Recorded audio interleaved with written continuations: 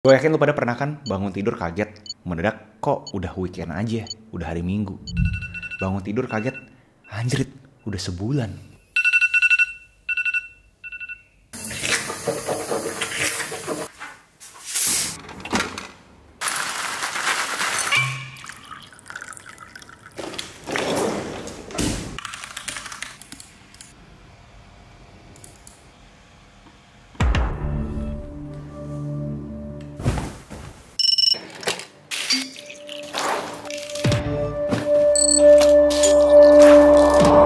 Bangun tidur kaget, udah setahun.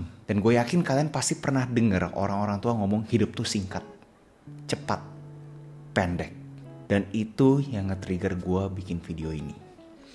Kita ngomongin secara statistik, pada umumnya manusia tuh bisa hidup sampai umur 80. Dan gue ketemu suatu grafis yang bisa bikin kita itu memvisualisasi umur 80 tuh kayak apa sih. Dimana kita lihat sama-sama ya grafis ini ya. Grafis ini, satu lingkaran itu merepresentasikan umur 1 tahunnya kalian. Jadi kalau misalnya kalian bisa beruntung secara statistik, kalian bisa sampai umur 80. Dimana kalau misalnya kalian di sini yang udah umur 18, kalian ada di sini. Kalian bayangin kalian masih ambisius, kayaknya berasa semua bisa ada di genggaman kalian. Kalian energinya masih kuat, bisa ke kiri ke kanan, ngambil resiko kiri kanan, ngambil resiko atas bawah. Banyak banget yang kalian bisa lakuin, karena masih panjang kan ya. Tapi begitu kalian udah masuk ke umur 35, mulai berasa dikit kan nih sisa lingkarannya. Apalagi mayoritas yang nonton video ini harusnya secara statistik ada di sini. Kalian pasti udah mulai berasa, anjir gue kok hidup belum kemana-mana nih. Kok kayaknya hidup itu stagnan, nggak mempunyai suatu impact yang besar. Dan mungkin juga kalian mempunyai suatu keluarga yang udah umur 50. Mereka udah ada di sini. Kalau misalnya mereka umur 60, mereka udah di sini. Kalau misalkan kalian mempunyai orang tua yang umurnya sudah umur 70, mereka ada di sini. So, grafis ini menurut gue sangat penting banget gue jadikan satu dedicated video seperti ini untuk kalian kebayang. Bahwa emang hidup ini sangat pendek, sangat singkat, sangat cepat. Orang-orang tua atau quotes-quotes yang kalian dapat di internet itu mereka kagak bohong guys. Kenyataannya, manusia itu ya bakal ada titik akhirnya. Dan jangan ngambil konotasi negatifnya, karena gue tahu banyak orang yang pemikirannya agak konslet menurut gue. Mikirnya oh ya udah pendek, ya udah nggak usah ngapain, toh juga pendek bakal hilang juga. Kita ngomongin 100 tahun ke depan dari kalian nonton video ini, mayoritas dari keluarganya kalian udah pasti kagak ada, cucunya kalian bahkan kagak kenal kalian itu siapa, dan 200 tahun kemudian kalian punya silsilah keluarga yang bawa-bawa itu juga kagak mungkin tahu kalian itu siapa. Dan buat kalian yang pemikirannya konslet, sebenarnya oh ya udah gue nggak usah kerja aja gitu. Tapi bukan itu kan poinnya. Poinnya adalah ternyata kita dengan mempunyai suatu jangka waktu tertentu, kita itu kagak bisa hidup selamanya. Walaupun gue tahu banyak banget orang-orang luar sana yang pengen bikin kita hidup selamanya. Gue nggak ngomongin mereka, gue ngomongin kita pada umumnya. Kita kalau misalnya nggak bisa hidup selamanya, itu justru it's a gift kan. Analogi yang menurut gue bisa semua orang bisa relate sama omongan gue barusan adalah kalau misalnya kalian tuh kerja. Kalian bayangin kalau misalnya kalian kerja kagak ada deadline. Bakal kalian kerjain gak tuh kerjaan? Nggak mungkin kan? Dan bahkan udah ada yang namanya Parkinson Law yang merepresentasikan kenapa orang-orang tuh suka males pas awal-awal dikasih kerjaan. Karena kagak ada tekanan. Dengan ada deadline bikin orang itu usahanya effortnya makin tinggi lagi. Dan masuk ke poin gue berikutnya terhadap usaha ini semua, kalian harus berpikir apa sih usaha yang kalian pengen lakukan. Banyak orang yang ada di lingkaran ini di umur 18 pasti pengen mempunyai suatu achievement, pencapaian yang bisa membuat lingkaran sekitarnya dia bangga sama dia. Gak ada yang salah, menurut gue bikin orang bangga sama kalian, menurut gue adalah sesuatu yang bagus, bikin kalian tuh bergerak. Tapi kita harus mikirkan, fungsinya apa sih itu semua? Apa arti kata ini sukses buat kalian? Kebanyakan orang pastinya pengen mendapatkan validasi orang sekitar bahwa kalian tuh sukses. Gue belum berasa sukses kalau misalnya belum ada orang yang bisa ngomong ke gue bahwa lu tuh sukses. Orang tuh masih berasa gue belum dapat nih Gus. Nah, di sini gue pengen coba ajak kalian berpikir, itu kan yang namanya validasi secara eksternal. Kalian mencari validasi di lingkarannya kalian. Sekarang kalian pikir deh, apa sih motivasi secara intrinsiknya kalian? Coba kalian pikir, apa arti kata sukses ini buat kalian sendiri. Jangan kedistorsi sama orang-orang yang ngomongin, oh lu harus punya 1 miliar pertama di umur 18, lu harus punya 1 triliun pertama di umur 30, lu harus punya 20 perusahaan di umur 40. Apa definisi sukses secara intrinsik yang kalian pengen kerjakan? Apa sih maksudnya intrinsik bro? Gue kagak ngerti. Yang bener-bener kalian tuh pengen kerjain sendiri tanpa ada orang ngeliatin kalian. Pekerjaan apa yang kalian itu selalu pengen kerjakan walaupun kagak ada orang yang tepuk tangan buat kalian. Kagak ada orang yang nontonin kalian kerja. Kagak ada orang yang peduli sama kalian. Bener-bener kalian sendiri yang pengen kerjain tersebut. Karena kalian tuh emang pengen kerjain tersebut.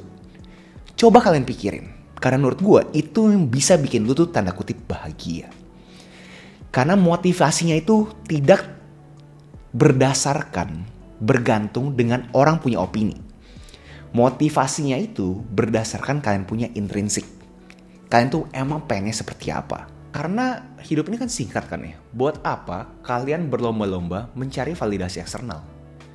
Mendingan kalian mencari legasinya kalian. Apa yang kalian pengen tinggalkan di dunia ini? Dampak positif apa yang kalian berasa kalian tuh bisa kontribusi? Dan menyenangkan lingkaran kalian, menurut gue kagak bakal bisa membawa dampak positif tersebut. Karena kalian akan selalu berlomba-lomba mencari validasi berikutnya.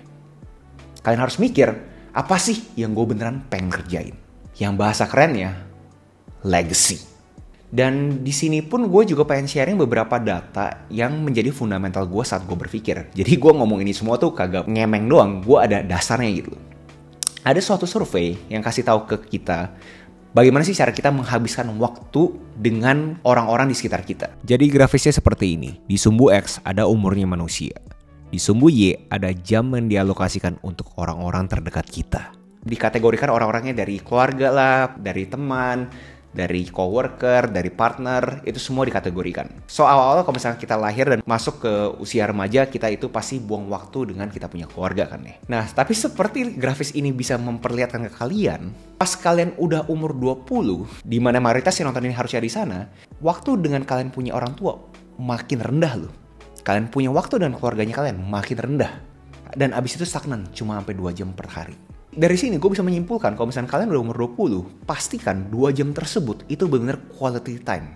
Berkualitas secara subjektif untuk kalian. Karena ngomong apa adanya, max itu paling cuma 2 jam guys. Kalau grafis ini benar, survei ini benar, kalian tuh cuma ada waktu 1-2 jam setiap harinya untuk orang tuanya kalian.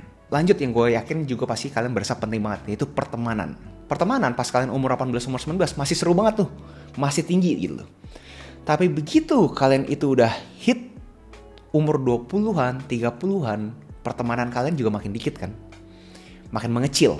Karena kalian juga bakal tahu siapa yang teman, siapa yang temen-temenan. Di sini kenapa gue berani komentar kalian itu harus memilih pertemanan. Gue tahu terkesan sangat negatif, kok teman itu pilih-pilih. Menurut gue ketemu sama orang jangan pilih-pilih. Tapi pertemanan, teman ya guys ya, sekali lagi ya, ketemu kenalan jangan pilih-pilih.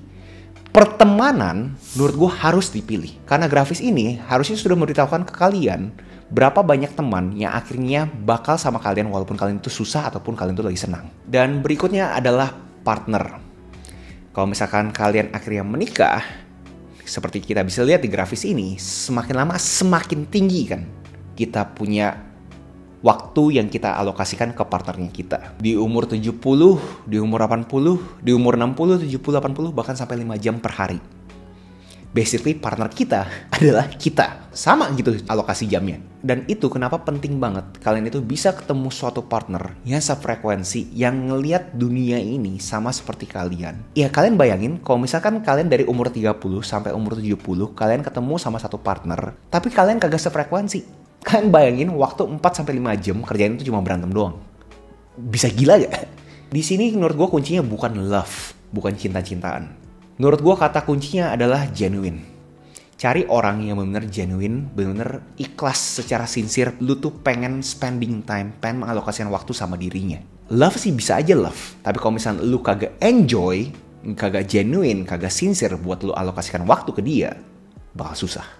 Lanjut kalau misalkan akhirnya lu punya anak. Lu bisa lihat kan waktu lu bisa tinggi banget sampai 4-5 jam buat anak lu pas lu umur 20-an sampai umur 40-an. Habis itu mendadak drop gila-gilaan. Dan Itu memberi gue suatu perspektif. Gue sebagai orang tua kadang-kadang berasa capek banget. Udah kerja, habis itu masih harus menjadi figur ayah untuk anaknya gue. Tapi kalau gue lihat grafis ini, Max paling berapa sih? 10-20 tahun doang buat gue jadi orang favoritnya dia. Setelah itu, dia bakal move on. Kenyataannya mungkin agak pahit banget. Kayak bro, ini gak fair banget. Kita sudah memberikan dia suatu fasilitas, suatu privilege, udah disekolahin, dikasih makan, segala macam. Tapi abis itu kita udah bukan jadi orang favoritnya lagi setelah dia umur 20. Tapi itu kenyataan guys. So pastiin 10 tahun, 20 tahun anak lu itu, lu ada buat dia. Karena setelah itu, dia bakal move on. Kalau misalnya lu kagak percaya sama gue, lihatlah diri kalian atau sekeliling kalian. Berapa banyak sih orang-orang yang masih sama keluarganya setiap hari, lebih dari 4-5 jam setiap harinya dengan keluarganya. Lanjut adalah waktu kalian dengan kalian punya kolega. Pas lihat grafis ini, gue yakin mayoritas dari kalian berasa ekstrim banget. Dan buat kalian pemikirannya kritis pasti berasa, gila ya, sebegitu pentingnya kita mencari kerjaan yang kita pilih. Karena hidup kita udah kayak kerja doang gitu loh. Dan kalau misalnya kalian pengusaha, mungkin bisa sampai umur 70-an bahkan 80-an. Sebegitu pentingnya kalian memilih kerjaan yang kalian pilih. Karena hidupnya kalian bakal berporos terhadap kerjaannya kalian. Makanya kalian tuh harus mencari suatu lingkungan kerja yang kalian itu mempunyai suatu antusias. Energi yang tinggi banget bikin kalian tuh pengen berdampak lebih positif lagi.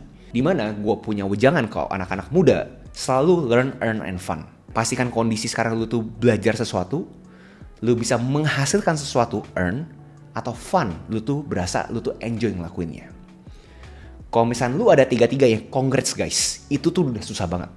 Kalau lu misalkan cuma ada 2, lu umum, pada umumnya tuh kayak gitu. Kalau misalnya lu cuma punya 1, saatnya lu mikir lagi. Kalau misalnya lu kagak punya 3-3-nya, saatnya lu kabur. Dan survei terakhir adalah alokasi waktu ke diri lu sendiri. Dan ini adalah fundamental video ini. Dimana seperti kalian lihat, grafisnya makin naik kan. Di akhir hari, cuma ada diri kalian sendiri. Kagak ada siapa-siapa guys. Dan itu kenapa gue bilangin ke kalian, mencari validasi secara eksternal sebagai kalian punya tujuan hidup, menurut gue aneh banget. Karena di akhir hari, cuma ada diri kalian sendiri. Itu kenapa penting banget, kalian harus tahu motivasi secara intrinsiknya kalian. Karena kalian tuh cuma sendirian guys. Yang Sinoval bilang, life is a single player game. So setelah melihat data-data ini, kalian renungkan, kalian coba refleksi ke diri kalian sendiri. Jangan ke distorsi juga sama gue punya komentar, karena gue kan eksternal kan buat kalian kan. Coba kalian pikirin secara kritis, apa nih yang mau kalian lakukan dengan data-data tersebut. Kalau misalnya kalian mau beraksi terhadap data-data ini, menurut gue, pertama, kalian harus pastikan setiap alokasi waktunya kalian itu mempunyai intensi terhadap alokasi waktu tersebut. Jadi gue gak pengen kalian itu kayak di awal video, dimana kalian itu mendadak bangun, anjrit, udah hari Minggu aja dan gue kagak tahu gue ngapain. Anjir udah 1 bulan tapi gue kagak tahu gue ngapain. Pastikan setiap harinya kalian itu mempunyai intensi. Jadi kalau misalkan lu setiap hari lu tahu apa yang harus lakuin, lu mempunyai intensi, lu mempunyai motivasi secara intrinsik, lu bakal own your day. Lu bakal kontrol harinya lu. Dan kalau misalnya lu bisa kontrol harinya lu bisa kontrol hidupnya lu. So, kalau misalnya dikonklusikan apa sih sebenarnya yang pengen gue sampaikan di video ini adalah sense of urgency. Kebanyakan orang berasa bahwa waktu masih lama segala macam, tapi seperti kalian lihat bisa di grafis ini 80 lingkaran guys, semua manusia itu punyanya cuma 80 lingkaran secara statistik. Dan kalau misalnya kita ngomongin Indonesia plak-plak, sebenarnya itu cuma 72 tahun. Dan ada yang bilang kalau misalnya kalian lelaki kayak gue bahkan bisa 2 tahun di bawah perempuan. Dan ini adalah fakta, ini adalah statistik. Pastiin kalian itu bergerak sesuai dengan sisa hidupnya kalian. Dan buat kalian yang masih agak bingung kayak aktivitas apa ya bro yang bisa ngebantu gue mempunyai suatu apresiasi seberapa cepatnya hidupnya kita. Menurut gue ada suatu quotes, gue pernah lihat ini di internet, dimana dikasih tahu kalau misalkan lu mau menghentikan waktu, lu coba kiss ciuman. Kalau lu mau jalan-jalan dengan waktu, travel in time, coba baca. Ini gue pengen double click, gue setuju banget. Kagak banyak orang mempunyai privilege untuk bisa jalan-jalan ke A, B, C, D, F, G. Menurut gue dengan kalian mempunyai kebiasaan membaca, kalian itu bisa ngelihat dunia ini dengan jendelanya orang.